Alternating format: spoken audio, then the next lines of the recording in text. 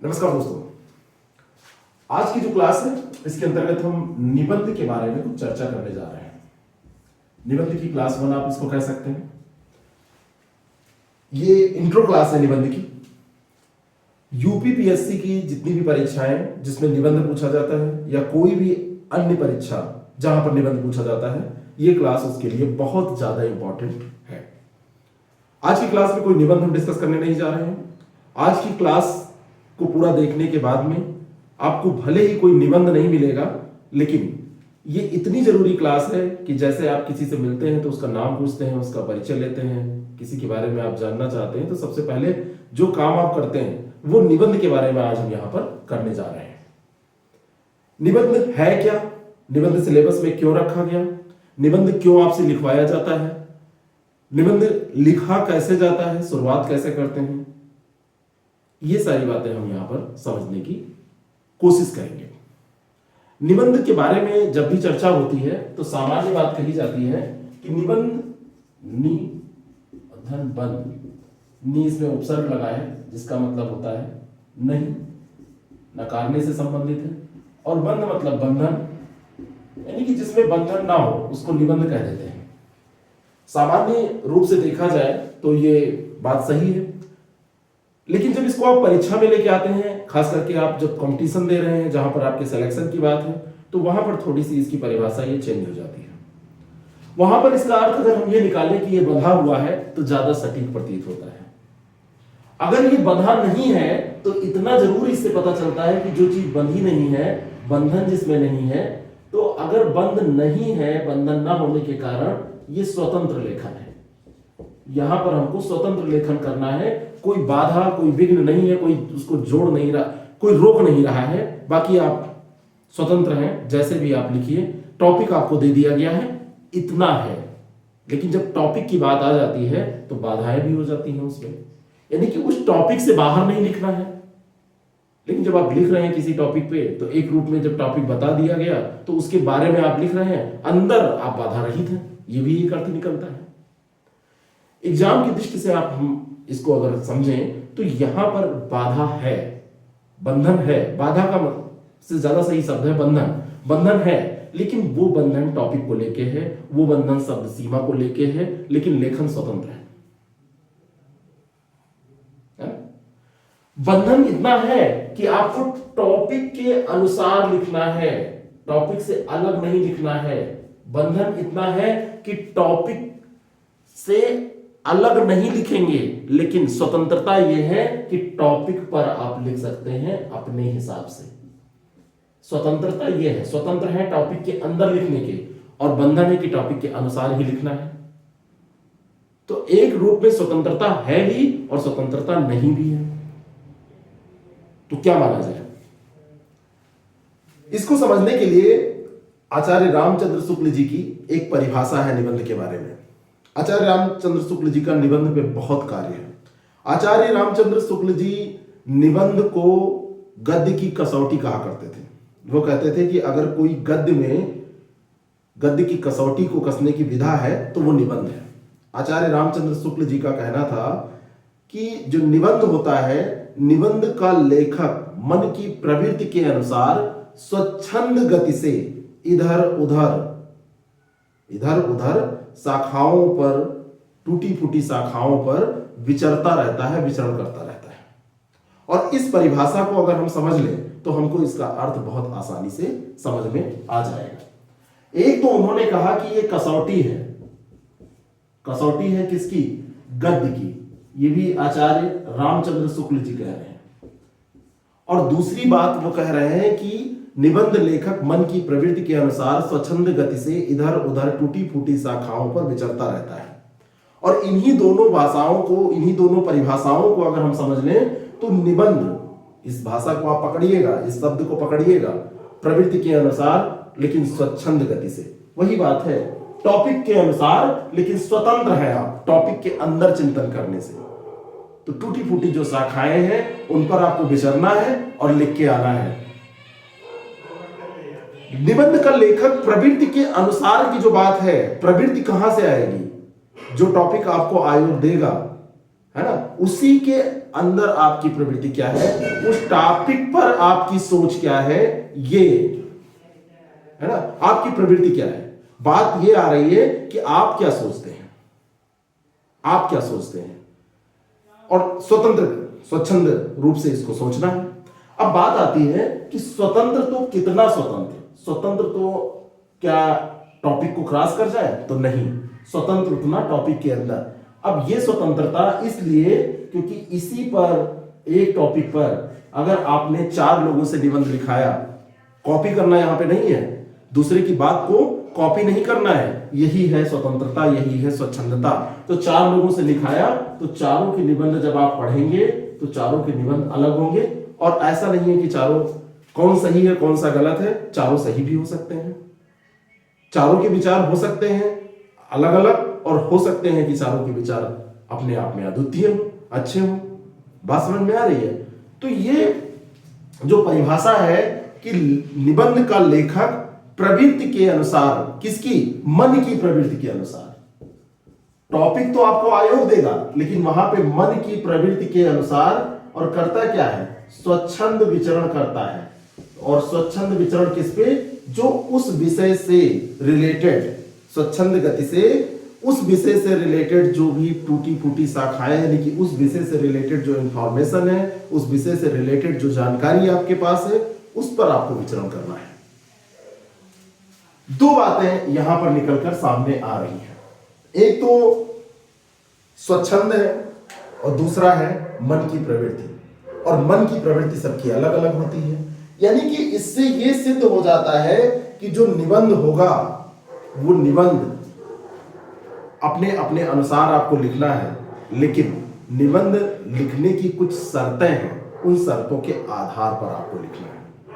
मान लीजिए कि आपका मन कुछ कह रहा है और आपने अपने मन की भाषा लिख दी, और जो पढ़ रहा है, जो पाठक है, वो समझ ही नहीं पा रहा है, तो आपका लिखना बेकार चला जाएगा, है ना। आपने आत्म प्रकटन कर दिया, आत्म अभिव्यक्ति कर दी, आपने पूरा निचोड़ निकाल के रख दिया, पूरा भाव प्रकट कर दिया, सब कुछ आपने उड़ेल दिया, लेकिन समझ में न आए पढ़ने वाले को, क्योंकि ये कोई पढ़ेगा, कोई इसका पाठक होगा, और उसको अगर समझ में नहीं आ रहा है तो उस प्रकटीकरण का, उस आत्मबंधन का, उस विचरण का कोई मतलब नहीं रह गया। क्योंकि आयोग ने इसीलिए टॉपिक दिया है। आयोग ने आपको एग्जामिनेशन के लिए स्वच्छंद इस रूप में नहीं छोड़ा है कि आप टॉपिक भी चुन लीजिए, आप ही लिख दीजिए, कि टॉपिक का चुनाव भी आपको करना है, इस साल के जो महत्वपूर्ण टॉपिक हो उसको चुन के आप लिख दीजिए।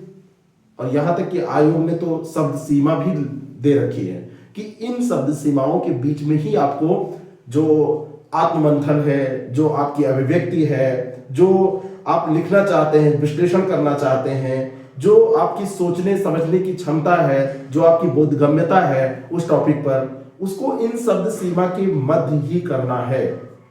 आपको सुझाव भी उसी में देना है, आपको विश्लेषण भी उसी में करना है, आपको तर्क भी उसी में देना है। तो शब्द सीमा भी आयोग इसीलिए दे रहा है।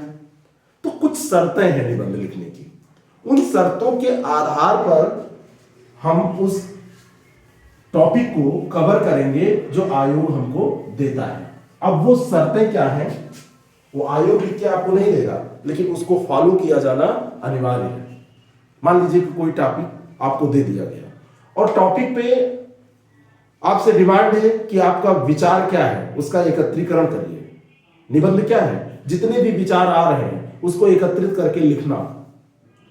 और जब आप लिखेंगे इस भाषा में, जिस भाषा में दूसरे को समझ में आ जाए, तभी उसको लिखने का मतलब है। नहीं तो आपने तो अपने विचारों का एकत्रीकरण कर दिया, प्रकटीकरण कर दिया, अपनी बोधगम्यता आपने दिखा दी, अपनी अभिव्यक्ति आपने दिखा दी, आपने आलोचनात्मक परीक्षण भी कर दिया, आपने सकारात्मक सोच के तहत जो उसके प्रभाव थे उनको भी बता दिया, और सकारात्मक सोच के तहत आपने उसका निराकरण भी बता दिया, अच्छा बुरा सब कर दिया, लेकिन सामने वाले को समझ में ना आए तो ये किसी काम का नहीं रह जाता है। तो निबंध लिखने की जो सामान्य शर्तें हैं, जनरल रूल है, उन पर ध्यान दीजिएगा, जो सबसे ज्यादा जरूरी है आपके लिए, किसी भी कंपटीशन के लिए, किसी भी कंपटीटर के लिए। तो सामान्य शर्तें क्या है? सामान्य शर्तों में सबसे पहली बात है कि जो भाषा प्रयुक्त हो, जो भाषा प्रयुक्त हो वो सरल हो, भाषा का जो प्रयोग हो यहां पर वो भाषा सरल हो। भाषा भाई किसी भाषा में आप लिखेंगे, हिंदी में लिख रहे हैं, अंग्रेजी में लिख रहे हैं, अगर आप कोई एग्जाम ऐसा दे रहे हैं जहां पे केवल आपको हिंदी में लिखना है, अलाउ ही नहीं है दूसरी भाषा में लिखने, तो अगर आपको लिखना नहीं अलाउ है तो आप हिंदी में ही लिखेंगे। जिस भाषा में आप लिखें वो भाषा सरल होनी चाहिए। तो सबसे बड़ी बात है कि ये भाषा सरल हो। अब सरल भाषा का मतलब ये नहीं होता है कि निम्न कोटि की भाषा हो, सरल भाषा का मतलब ये कदापि नहीं होता है कि आप बिल्कुल जनरल भाषा में लिख के चले आए। सरल का मतलब ये होता है जो एनसीईआरटी की भाषा है, जो स्टैंडर्ड्स बुक की भाषा है, जो आप लेख पढ़ते हैं। लेख में तो खैर कई कैटेगरी है, द हिंदू का आप लेख पढ़ेंगे नहीं समझ में आता है, कई बार दैनिक जागरण का आप लेख पढ़ते हैं, कुछ लोगों का आसानी से समझ में आ जाता है। कई बार आप दैनिक जागरण में भी कुछ कठिन लिखने वाले लोगों के लेख पढ़ लेंगे तो शब्दों को आपको समझना पड़ता है। आपको मुश्किल नहीं खड़ी करनी है, आपको हर हाल में ऐसी भाषा का प्रयोग करना है जो समझ में आ जाए, क्योंकि ये जो भाषा है यही जो पढ़ेगा पाठक उसको पढ़ के समझ में आएगी ना। पाठक क्या करेगा, इसको पढ़ेगा और जो आपने लिखा है उसी को पढ़ेगा, और अगर इसको समझने में उसको दिक्कत हुई तो दिक्कत का चार्ज आप पे लगेगा, और दिक्कत का चार्ज आप पे लगेगा तो चार्ज यहां पे नेगेटिव मार्किंग होती है, मार्क्स आपके कटेंगे। सरल भाषा का प्रयोग तो कहां से भाषा, एनसीईआरटी की जो भाषा है या जो स्टैंडर्ड बुक आपने कोई पढ़ी है उसकी भाषा है, उसका प्रयोग आप करिए। क्योंकि अगर पाठक को दिक्कत हुई, पाठक यहां पर कौन है, पाठक यहां पे एग्जामिनर है, और एग्जामिनर को दिक्कत हुई तो आपके मार्क्स कट करेगा, है ना। इसीलिए जरूरी है दूसरा पॉइंट कि लिखा ऐसा होना चाहिए कि पाठक सहभागिता का अनुभव करे, पाठक को लगे कि अरे ऐसा तो मैं भी सोच सकता हूं, ऐसा तो मैं, मेरे भी विचार हैं, मैं भी इसके साथ साथ निबंध के साथ चल रहा हूं, है ना। और सहभागिता का अनुभव किसी भी सिस्टमैटिक चीज में आप कर सकते हैं। सहभागिता का सीधा अर्थ यहां पर है कि जो भी आप चीजों को लिख रहे हैं, जो आप कंटेंट दे रहे हैं, जो आप विचारों का एकत्रीकरण कर रहे हैं, जो आप प्रकटीकरण कर रहे हैं, वो संतुलित हो, भाषा पर आपकी पकड़ हो। लेकिन पकड़ से ही काम नहीं चल जाएगा। हो सकता है कई बार आपको बड़े क्लिष्ट शब्द पता हो सकता है आपको, जैसे बहुत सारे उदाहरण हैं कि आप हिंदी के बहुत अच्छे शब्द जानते हैं, है ना। आपसे पूछ लिया जाए तो आप बता देंगे कि डिनर को क्या कहते हैं, तो आप कह देंगे कि रात्रि भोजन कहते हैं, है ना। आप बता देंगे रेल को क्या कहते हैं, लौपत गामिनी कहते हैं, ठीक है। आप बता देंगे कि बस अड्डे को क्या कहते हैं, तो भक भक अड्डा कहते हैं। बहुत सारे शब्द हैं जो भी कहते हैं, लेकिन जो शब्द चलन में नहीं है, सामान्यतः उनका प्रयोग नहीं किया जाता है, उन शब्दों में लिखने का कोई मतलब नहीं है, वो थोड़ा सा अजीब लगेगा। और इतने क्लिष्ट शब्दों का प्रयोग कर दिया जाए कि जिसके लिए डिक्शनरी उठानी पड़े तो वो भी समस्या है। तो जो भी भाषा का चुनाव करिए, सरल करिए। सरल का मतलब निम्न कोटि की भाषा नहीं है, सरल का मतलब एक स्तरीय मानक शब्दावली, लेकिन इतनी क्लिष्ट ना हो जिसके लिए आपको डिक्शनरी उठानी पड़े। और पाठक को समझ में तभी आएगा जब पाठक सहभागिता अनुभव करेगा, सिस्टमैटिक वे पे आप सिस्टमैटिक वे में उसको लिखेंगे। और जो उदाहरण दीजिए, आप मान लीजिए कि कोई बात आप कर रहे हैं और उस सहभागिता अनुभव कराना चाहते हैं उसमें, तो ये एग्जामिनर भी जो है वो समाज में रहता है, वो सोसाइटी को देखता है। हर निबंध का जो टॉपिक आपको मिलेगा उस पर कुछ ना कुछ समाज अंत में आ ही जाएगा। चाहे साहित्य की बात करें, साहित्य और समाज पूछ लिया जाता है। एग्रीकल्चर की बात करते हैं तो एग्रीकल्चर की दशा सुधारने की बात करते हैं तो आपकी समाज की दशा, किसानों की दशा, है ना, समाज की आय, देश की आय, भाई देश कैसे बना है, तो समाज में रहने वाले उदाहरण होने चाहिए, समाज के अनुसार लिखना चाहिए। आप मान लीजिए कि किसी समाज के बारे में आपको स्पेशल पता है और वो अंडमान निकोबार द्वीप समूह में रहता है ना, वहां की कोई सोसाइटी है और उसका उदाहरण आपने दे दिया और उसकी नए फैक्ट दे दिया और आपने कहा कि देखो मैंने कुछ नया करके दिखा दिया है, एग्जामिनर को नहीं समझ में आएगा, वो नहीं देगा नंबर। हाँ, वहां उदाहरण दिया जा सकता है जहां विविधता की बात हो या कुछ नए की बात हो, ऐसा अगर टॉपिक आपको मिले। लेकिन एग्रीकल्चर में आप ऐसा कुछ वहां पे लिख देंगे, कुछ स्पेशल जो बहुत कम लोग जानते हैं, तो वो योग्यता किसी काम की नहीं रह जाएगी। बात समझ में आ रही है? क्योंकि आप भी समाज में रहते हैं, एग्जामिनर भी समाज में रहता है, और यहाँ पे जो पाठक है, सबसे बड़ी बात है कि पाठक एग्जामिनर है और वो आपके भविष्य को बदल सकता है। तो मार्क्स अगर नहीं कटने देने हैं तो जैसा पाठक सोच रहा है वैसा आप सोचने की कोशिश करिए। जाहिर सी बात है, पाठक कैसा सोच रहा है हमको कैसे पता? एक सामान्य बात, एक सामान्य स्ट्रक्चर, एक सामान्य भाषा, सिस्टमैटिक वे में चीजों का प्रकटीकरण, भाषा पर अच्छी पकड़, अच्छा वैचारिक स्तर, संवेदनशील होकर लिखने की जो कला, सकारात्मक सोच, आलोचनात्मक परीक्षण करने की आपकी क्षमता, ये सब जब आप लगा देंगे तो एक सिस्टमैटिक वे में, अभी मैं सब आपको समझा रहा हूं एक एक चीज, तो वो हो जाएगा। और पाठक उसमें सहभागिता का अगर अनुभव करेगा और आप जो उदाहरण लेंगे, उदाहरण प्रस्तुत करेंगे समाज के, और वैसे ही समाज के जहां से बिलोंग करते हैं आप और पाठक, तो उसको समझ में आपकी बात आ जाएगी। अब बात आती है, इतनी बातें तो हो गई, तो बात आती है कि ये सब कैसे संभव हो पाएगा। तो मैंने आपसे शुरू में ही बताया, सबसे शुरुआत में ही, कि आपको निबंध में स्वच्छंद लेखन तो करना है, लेकिन विचार जो आपके हैं ये आपको आते हैं, ये एग्जामिनर को कैसे पता चलेंगे, पाठक को कैसे पता चलेंगे जो पढ़ रहा है यहाँ पे? तो विचारों का एकत्रीकरण करने की कला आपको लानी पड़ेगी। इतनी देर से जो मैं बार बार कह रहा हूं उसको मैं यहां लिख देता हूं। विचारों का एकत्रीकरण, मान लीजिए कि कोई टॉपिक आपको दे दिया गया और ये टॉपिक एग्रीकल्चर से रिलेटेड है, या ये टॉपिक कोई सामाजिक मुद्दा है, महिलाओं से रिलेटेड है, या ये टॉपिक आपको कोई भी हो सकता है, आतंकवाद से रिलेटेड है, या ये टॉपिक किसी भी चीज से आप ले लीजिए, आपदा से रिलेटेड है।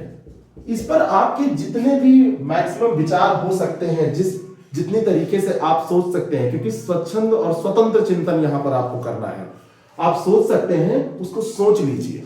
लेकिन सोचने से ही काम नहीं चलेगा, क्योंकि पाठक तक आपको पहुंचाना है, और पाठक तक पहुंचाने के लिए आपको उन विचारों को एकत्रित करना होगा।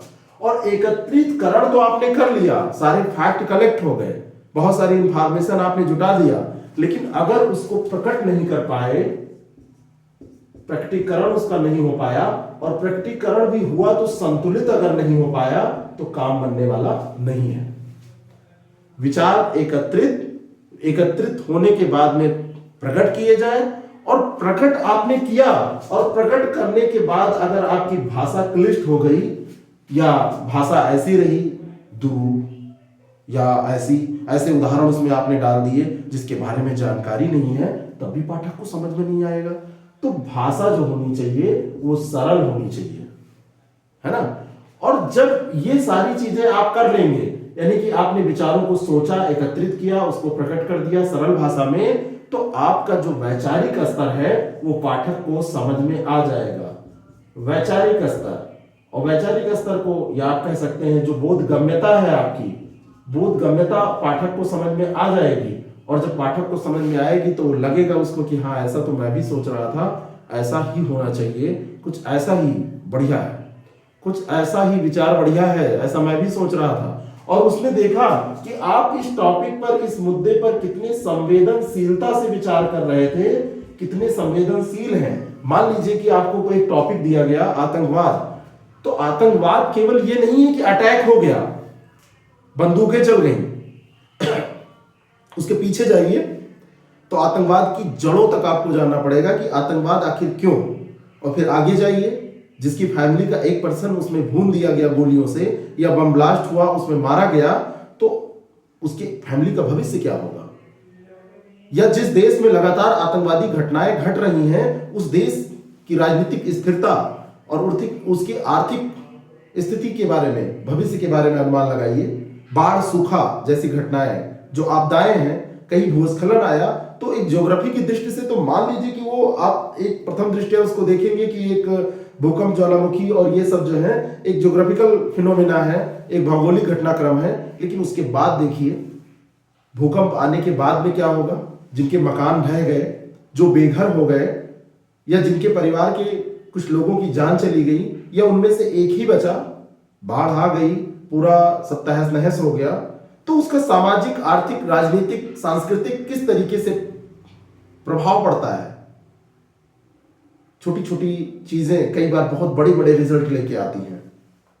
मान लीजिए कि ऐसा कुछ हुआ कि बाढ़ आ गई और एक पूरा क्षेत्र है वो जल प्लावित हो गया और आप वहीं पे तैनात हैं, तो आप कितने संवेदनशील हैं। आप केवल इतना सोच के कि बस इनको किसी तरीके से यहां से हटा दिया जाए, बाढ़ से ये लोग डूबे ना, बच जाए, वो प्रथम ट्रीटमेंट होगा, प्रथम उपाय होगा। वहां पे जो आप एक्शन लेने जा रहे हैं उसका पहला चरण हो सकता है, लेकिन उसके बाद की भी तो समस्याएं हैं। वो खाएंगे क्या, वो बेघर हो गए फिर रहेंगे क्या, कहां, वो पहनेंगे क्या, वो आगे मान लीजिए उनका व्यवसाय नष्ट हो गया है तो आगे क्या करेंगे। ये जब संवेदनशीलता होगी तभी तो आप सोच पाएंगे। और संवेदनशील है आप, आपने सोच भी लिया और सोचने के बाद में अगर आपके विचार में कोई उसका समाधान नहीं है, सकारात्मक सोच अगर आपने नहीं है, जैसे आपने कहा कि बाढ़ आई है तो अब लोग तबाह होंगे ही, अधिकारी का ये गुण नहीं हो सकता। बाढ़ आई है तो तबाह होंगे ही, ये अधिकारी वो तो सब लोग जानते हैं। आप अधिकारी हैं, वहां पर आपको दायित्व दिया गया है या आपको पॉलिसी मेकिंग करना है, पॉलिसी बनाना है, पॉलिसी मेकिंग बॉडी में है, तो आपको इसका समाधान भी खोजना पड़ेगा, है ना, उपाय खोज के लाना पड़ेगा। और उपाय तभी आएगा जब सकारात्मक सोच आपकी होगी। एक स्टेटमेंट मुझे बहुत अच्छा लगता है कि अगर आप किसी समस्या का समाधान नहीं तो खुद आप समस्या है। और अधिकारी के लिए ये बहुत, जिसके पास जो भी पावर में लोग हैं उनके लिए ये गुण बहुत आवश्यक होता है कि अगर आपने समझ सब लिया, संवेदनशील नहीं है, तब तो जड़ से ही बात खत्म हो गई। और संवेदनशीलता है तो आपको बताना पड़ेगा कि इसका उपाय क्या है, सकारात्मक सोच के तहत, तभी तो, क्योंकि बुरे समय ही तो इसकी परख होती है। सामान्य दिनों में तो सब चल ही रहा है, सामान्य दिनों में तो जैसी तैसी गाड़ी चल ही रही है। अब जब बुरे समय में आप खरे उतरे, जब आप उस समय भी सोचें कि हाँ बाढ़ आई है, लेकिन 6 महीने बाद यहाँ पर जो सामान्य जनजीवन है उसको पुरानी तरह, पुराने ढर्रे पे ला देंगे या उससे अच्छा कर देंगे, इनको लोगों को रोजगार दे देंगे। इसीलिए निबंध में आलोचनात्मक परीक्षण भी बहुत जरूरी हो जाता है। केवल सीधा सीधा सकारात्मक बातें ही आपको नहीं लिखनी होती हैं, अच्छा बुरा दोनों देखना पड़ता है। आलोचनात्मक क्षमता भी निबंध लेखक में होनी चाहिए। और आलोचनात्मक क्षमता का मतलब यह है कि आप अच्छा बुरा दोनों सोच सकें।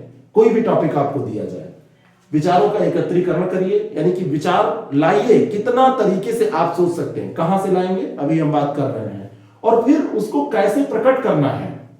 सरल भाषा चुनिए, सरल भाषा के आधार पर उसको लिखिए, और उसके बाद में आप देखिए कि जो आपने अपने विचार रखे हैं वो ऐसा तो नहीं है कि वो स्तरीय नहीं है, एक स्तर उनका होना चाहिए ना, बोधगम्यता आपकी होनी चाहिए ना।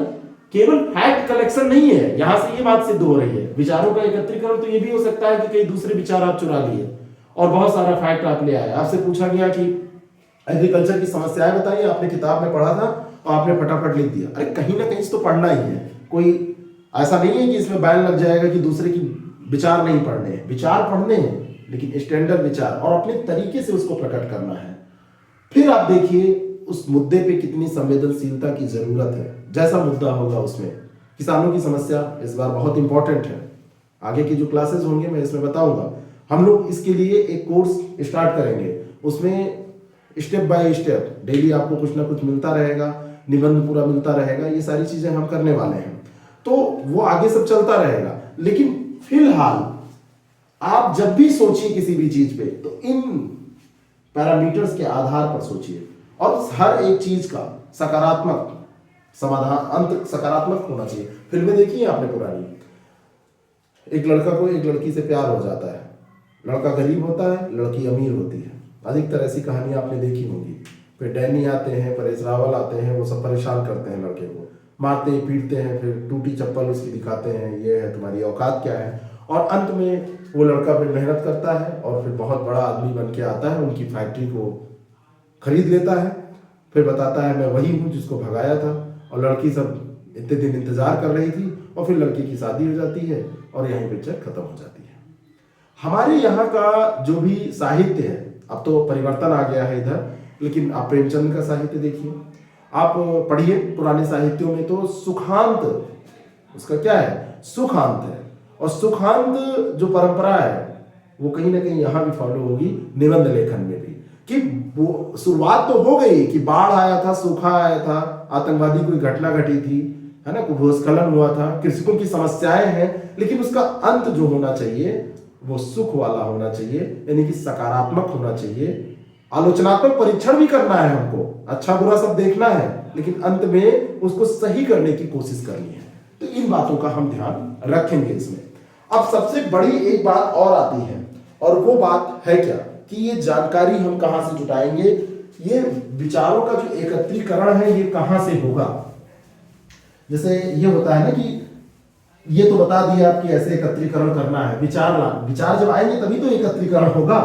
तो विचार आए कहां से, विचार कहां से लाए जाए, विचार जुटाए कहां से जाए, जानकारी कहां से लाई जाए, फैक्ट्स कलेक्शन कहां से किया जाए। कोई भी टॉपिक जब आप तैयार करिए तो उसके विचार की जहां तक बात है, विचार लाने की जहां तक बात है, वो जानकारी से रिलेटेड होते हैं। जानकारी जब होगी तभी आप सोच पाएंगे, और जानकारी का मतलब उसके आप फैक्ट्स भी कह सकते हैं, है ना, आप इसको इंफॉर्मेशन भी कह सकते हैं। अब ये कहां से लाया जाए, आजकल बहुत आसान है, किताबें पढ़ के भी आप ला सकते हैं, इंटरनेट के माध्यम से जो सबसे आसान है। इंटरनेट पे ध्यान रखना होगा कितना सही कितना गलत है।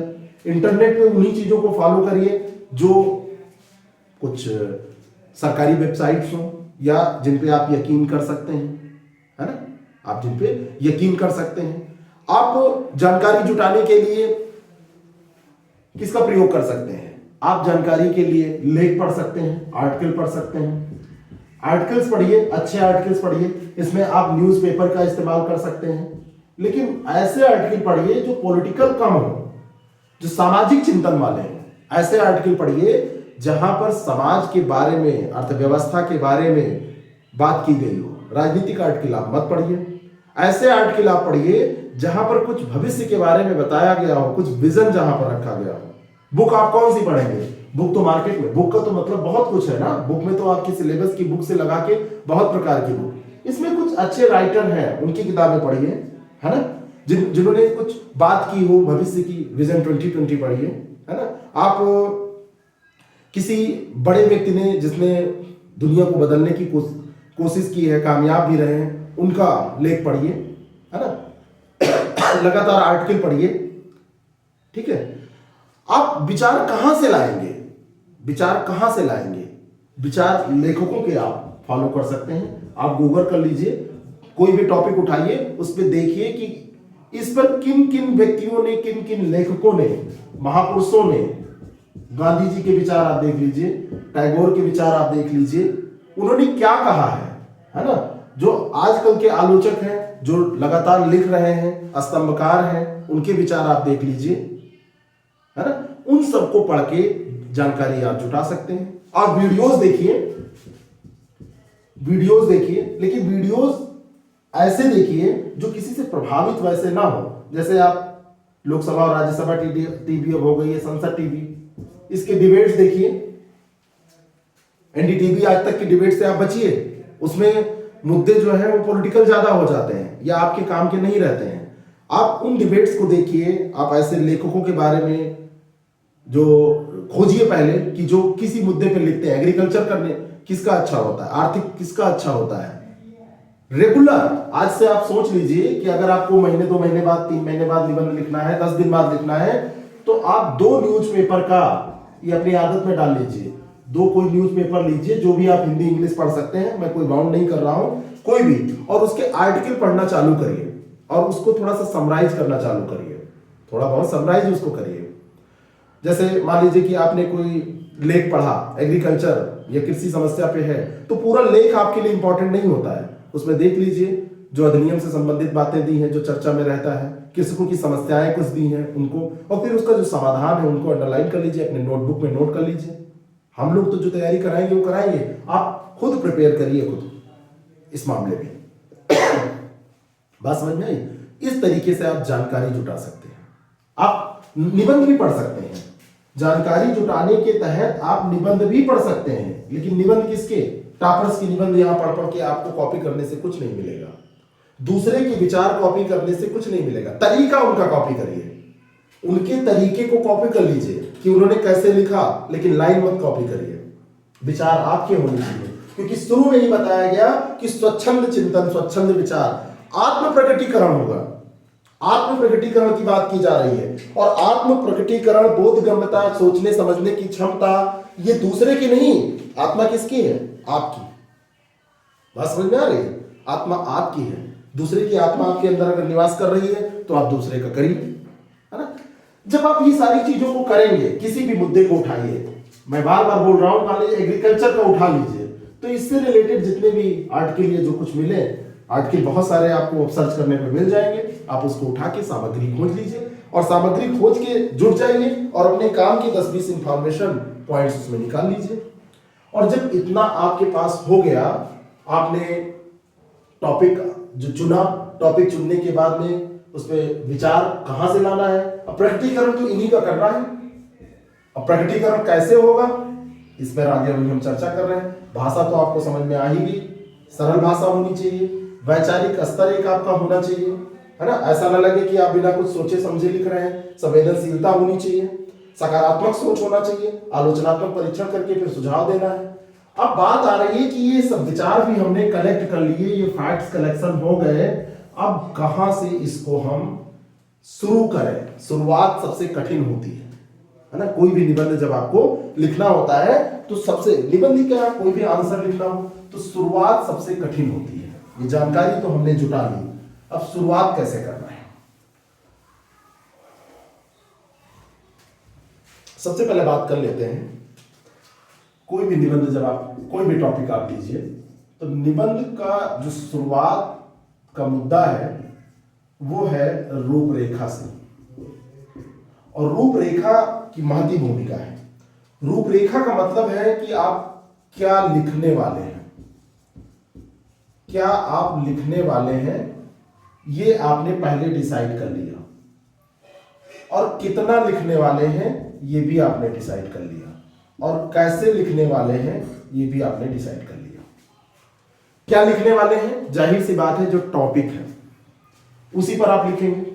कितना लिखने वाले हैं, जो यहां पे तो ये टॉपिक, यहां पे जो लिमिट दी हुई है वर्ड की, किसी एग्जाम में 600 शब्द पीसीएस के, किसी एग्जाम में 700 शब्द दिया रहता है ना। जैसे पीसीएस का जो अपर सबऑर्डिनेट का एग्जाम है उसमें 700 शब्द, और इसका जो एग्जाम है आरओ का उसमें 600 शब्द दिया रहता है। अन्य जो एग्जाम है उसमें भी 600-700 शब्द ही पूछे जाते हैं नॉर्मली। तो कितना लिखना है ये लिमिट, और कैसे लिखना है, कैसे लिखने में भाषा की बात आ रही है, कैसे आपने विश्लेषण करने की सोचा है ना। विश्लेषणात्मक क्षमता या समझ, बोधगम्यता कितनी है आपकी, और अंत में उसका कैसे आप आलोचना करेंगे, कैसे उसकी समस्याओं को बाहर निकालेंगे, और फिर सुझाव देके उसको समाप्त करना है। इस लिहाज से आप जब रूपरेखा बनाइए तो कम से कम 3 भागों में अपने निबंध को बांट लीजिए। एक तो हो गई प्रस्तावना, दूसरा हो गया मध्य भाग, प्रस्तावना, और अंत में यहां पर ये ध्यान रखिए, अंत यानी कि जो उपसंहार आप करते हैं, अंत, ये तो बिल्कुल निश्चित है सब में रहेगा, लेकिन क्या मध्य भाग नहीं रहेगा, मध्य भाग भी रहेगा। और यहां पर सबसे इंपॉर्टेंट है कि प्रस्तावना जब आप शुरू करें तो कुछ ऐसा करके दिखा दें, कुछ ऐसा आप उसमें लिख दें जो सबसे पहले, क्योंकि ये दिख रहा है तो कुछ अट्रैक्टिव हो, कुछ ऐसा प्रस्तावना में। अब बात करते हैं कि प्रस्तावना में होना क्या चाहिए, इसको मैं मिटा दे रहा हूं। समझ में सब आ रहा है? एक्चुअली समझने का मतलब केवल यहां इतना है, कुछ रटना नहीं है, बस दिमाग में बिठा लीजिए कि कैसे लेके चलना है चीजों को। तो प्रस्तावना, अब बात आती है कि प्रस्तावना क्या है। प्रस्तावना पे इतना शुरुआत प्रस्तावना से की जा रही है, तो इस पे जोर क्यों दिया जा रहा है, प्रस्तावना अच्छी क्यों होनी चाहिए। अच्छा एक चीज बताइए, मान लीजिए कि आपने कोई चीज देखी तो सबसे पहले उसका शुरुआत का ही दिखता है आपको। जैसे मान लीजिए कि आपको कोई देख रहा है तो आपका चेहरा सबसे पहले वो देखेगा, दूर से देख रहा है, आपकी बॉडी दिखेगी, या आप ऐसे झांक रहे हैं तो चेहरा दिखेगा। प्रस्तावना भी कुछ ऐसे झांकती है, निबंध की प्रस्तावना झांक कर बताती है कि देखिए मैं ये हूं, है ना। स्टार्टिंग यहीं से होती है। निबंध आपका किस दिशा में जाएगा, किस डायरेक्शन में आप लेके जाएंगे, तो सबसे पहले ये दिखता है और आपकी जो दिशा है वो ये बताता है, और जो दशा है वो भी कहीं ना कहीं ये बताता है। यानी कि जो दशा है, वर्तमान में जो दशा है, मान लीजिए कोई टॉपिक है आतंकवाद, और आतंकवाद की वर्तमान में जो दशा है वो यहां पर आपको लिखना है, और दिशा भी आपको बता देना है कि आगे आप मध्य भाग में क्या बता के और फिर उपसंहार अंत में करने वाले हैं। ये दो चीजें ध्यान रखिए, ये दो चीजें आपको ध्यान में रखनी है। कोई भी टॉपिक जब आप स्टार्ट करेंगे तो उसकी दशा यानी कि वर्तमान की स्थिति जो आपको टॉपिक दिया गया है, और फिर उसकी दिशा यानी कि आप आगे इसमें क्या बताने वाले हैं, इसका कहीं ना कहीं इसमें जिक्र कर दीजिए। ज्यादा नहीं, अगर 700 शब्दों का निबंध है या 600 का है तो 10% शब्द आप यहां पर खर्च करिए, 12% कर सकते हैं 10-12% में, यानी एक पैराग्राफ 60-70 शब्दों का, 70-75 या 80 शब्दों का आप बना के इसको लिख दीजिए। ठीक है, अब आइए यहां पर कहां पे, मध्य भाग में। बॉडी पैराग्राफ इसको बोलते हैं, मध्य भाग। लेकिन ये कोई एक पैराग्राफ नहीं होता है, एक पैराग्राफ में तो 1 पैरा में आपकी प्रस्तावना हो जानी चाहिए, लेकिन ये कभी कभी शुरू होती है तो खत्म होने का नाम ही नहीं लेती है। शुरू हो गई तो लगता है पूरा प्रस्तावना में ही निबंध। तो यहां पर बात आती है कि सटीक शब्दों का प्रयोग, जटिल नहीं, सटीक शब्दों का प्रयोग। यहां बात आती है सूत्र वाक्य के प्रयोग की, यहां पे बात आती है शब्दों में कसावट की, यहां पे बात आती है कि आप जो लिख रहे हैं उसमें भाषा पे पकड़ आपकी कितनी है। वन वर्ड सब्स्टिट्यूशन पढ़ा है ना, जानने की इच्छा रखने वाला, जिज्ञासु, जिज्ञासु जैसे शब्द है ना, जिज्ञासु जैसे शब्द, जिसका शत्रु जन्मा ही ना हो, अजात शत्रु। वन वर्ड सब्स्टिट्यूशन क्यों पढ़ाया गया था? इसीलिए पढ़ाया गया था कि जब आप गद्य की, पद्य की कोई शैली आप लिख रहे हैं तो वहां पे उसका इस्तेमाल करें। निबंध शुरुआत में जो है वो पद्य शैली में भी लिखे जाते थे, लेकिन पद्य शैली उतना कसाव वाली शैली नहीं होती है गद्य शैली की से तुलना करें, और खास करके कसाव से ज्यादा इंपॉर्टेंट है कि जितना ज्यादा इसमें वैचारिक क्षमता का विकास होता है उतना पद्य में नहीं होता है। जितना ज्यादा विचार इसमें प्रकट किए जा सकते हैं, विचारों का प्रकटीकरण जितना गद्य शैली में किया जा सकता है, पद्य शैली में अपेक्षाकृत कम। तो धीरे धीरे ये हो गई। लेकिन उदाहरण आज भी पद्य शैली के भी यहाँ पे दे दिए जाते हैं। पद्य शैली यानी कविता वाली शैली जो होती है सामान्य भाषा में, आप ये समझिए। अब मध्य भाग में आप क्या करेंगे? मध्य भाग में आपको करना है विश्लेषण। तो इसको कम शब्दों में ही समाप्त करना है, ये ध्यान रखिएगा। और विश्लेषण के लिए आपके पास अगर 700-600 शब्दों का निबंध है, 10% यानी कि 60 से 70 शब्द यहां पे आपने खर्च कर दिए हैं, तो यहां पर क्या करेंगे? क्योंकि अंत जो आप लिखेंगे, उपसंहार जो करेंगे, उपसंहार के लिए मैं कहता हूं कि एक पैरा यहां पे होना चाहिए, और एक पैरा ये भी 60 से 70 शब्दों का। 700 का होगा तो 70, 600 का होगा तो 60 यहां हो जाएंगे। तो बाकी अभी 80% बचा, तो 75 to 80% आपको यही मध्य भाग में खर्च करना है, और यहां पे विश्लेषण करना है। यहां पर आपको आलोचना भी करनी है, यहां पर आपको विश्लेषण करना है, यहां पे आपको तर्क भी देना है, यहां पर आपको वो हर एक चीज करनी है जो शुरू में बात हुई थी कि हर तरीके संवेदनशीलता भी आप यही दिखाएंगे, और अंत में जब संवेदनशीलता आप दिखा लेंगे तो सुझाव, उपाय जो आएंगे वो नीचे आप दिखा सकेंगे। बात समझ में आई? कहने का मतलब जो आपके एग्जामिनेशन में क्या कैसे पूछा जाता है यूपीपीसीएस में, तो 600-700 शब्द का मैंने बताया, और 7-8 पेज उसके लिए दिए जाते हैं। तो एक अगर आप कॉपी की बात करें तो कॉपी कैसे, कॉपी जो होती है आपकी उसमें हाशिया बनी होती है। थोड़ी सी ये बात यहां पर करनी है, ये आपकी कॉपी होती है, यूपीपीएससी या यूपीएससी जिसकी भी कॉपी आप मान लीजिए। प्रस्तावना, मध्य भाग, उपसंहार। मैंने कहा कि 10% यहां पे खर्च करना है, 60 से 70 शब्द। तो 60 से 70 शब्द जो खर्च करना है, एक पैरा। यहां पर आप देखेंगे तो एक लाइन में 1 2 3 4 5 6 7 8 9, इसमें 6 से 9, 7 से 9 या एवरेज में 8 शब्द आपके आते हैं। ये लाइन देखेंगे तो 11 से 13 लाइन तक ऐसे इस तरीके से इतनी लाइनें इसमें लिख जाती हैं। तो एक पेज में लगभग 95 से 100 के 12 8 96 95 से 100 के बीच में शब्द यहाँ पर लिख जाते हैं। और एक निबंध आपको अगर 600-700 शब्द में लिखना है तो यहां मैं समझाना चाहता हूं कि प्रस्तावना कितनी, तो एक पेज की मैक्सिमम प्रस्तावना बहुत है, यहीं पे खत्म हो जाएगी, यहीं पे प्रस्तावना ये खत्म हो जाएगी। यहां से दूसरा स्टार्ट कर सकते हैं। ज्यादा से जाएगी, ज्यादा से ज्यादा तो एक पेज जाएगी। कहने का मतलब ये है बाकी के 4-5-6 पेज आपके 5 से 6 पेज मध्य भाग में आएंगे और इसको भी पैराग्राफ में बांट के लिखना है, यानी कि यहां एक पैराग्राफ, अंत में एक पैराग्राफ, बीच में भी कम से कम 7 से 8 पैराग्राफ, यानी कि पूरे निबंध को आप 10 पैराग्राफ, 9 से 11 पैराग्राफ जैसे भी मतलब बांट लेंगे, लेकिन बहुत छोटे छोटे पैराग्राफ नहीं, मीडियम स्तर के पैराग्राफ का मतलब है कि लगभग यहां से शुरू होगा और यहां खत्म, यानी कि एक पेज से थोड़ा सा कम या एक पेज के लगभग बराबर पैराग्राफ, बहुत छोटे छोटे नहीं लेकिन बहुत बड़े बड़े भी नहीं। तो लगभग आप मान के चलिए 7 से 8 पैराग्राफ यहां पर आप लिखिए मध्य भाग में। तो 7 से 8 पैराग्राफ का मतलब यहां पर यह हो गया कि आपको यहां पे पैराग्राफ खत्म हो रहा है तो 5 पेज के बीच में मध्य भाग को समाप्त करना है, एक पेज यहां समाप्त करना है, एक पेज यहां, तो 5 से 6 पेज ये मध्य भाग हो जाएगा, 5 से 6 पेज, एक पेज यहां पर हो गया, एक पेज यहां पर हो गया। तो जो शब्द सीमा दी है उसका पालन करते हुए मान लीजिए कि 700 दी हुई है, तो 700 में प्लस माइनस 10% आप मान सकते हैं, लेकिन माइनस मत जाइए, प्लस ही रखिए इसको। 750 से 735 40 तक आप लिख दीजिए, कोई दिक्कत नहीं होगी, कोई दिक्कत नहीं होगी। 725 से 35 40 750 शब्दों तक लिख दीजिए।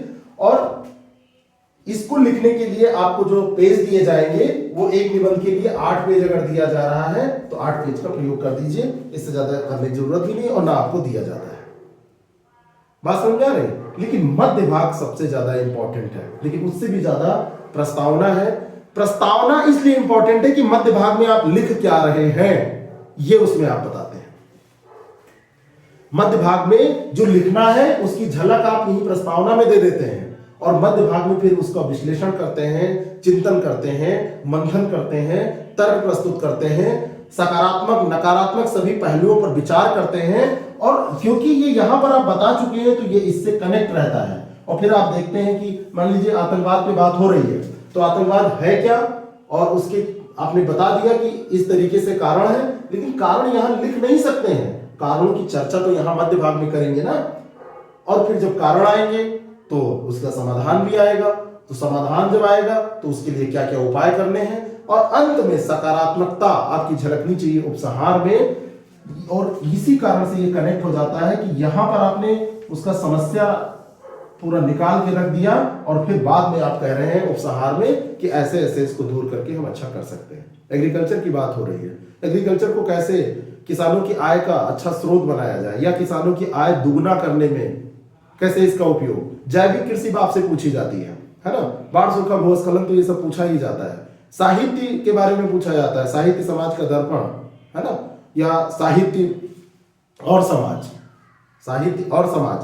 तो जो भी आप कर रहे हैं साहित्य का समाज पर प्रभाव, यहां स्टार्ट कर रहे हैं, यहां मध्य भाग में उसका विश्लेषण, उस पर तर्क दे रहे हैं, सब कर रहे हैं, ये इससे कनेक्ट होगा। और अंत में जो समस्या या जो भी आप समाधान प्रस्तुत करेंगे वो उपसंहार और मध्य भाग भी कनेक्ट होगा। और इस तरीके से जब पाठक इसको पढ़ेगा तो वो सहभागिता का अनुभव करते हुए अंत तक चला जाएगा और अंत में आपको वो महसूस करेगा कि आपने जो लिखा है वो ऐसे ऐसे सोच के लिखा है और ये अच्छे विचार हैं, तो आपको मार्क्स दे देगा।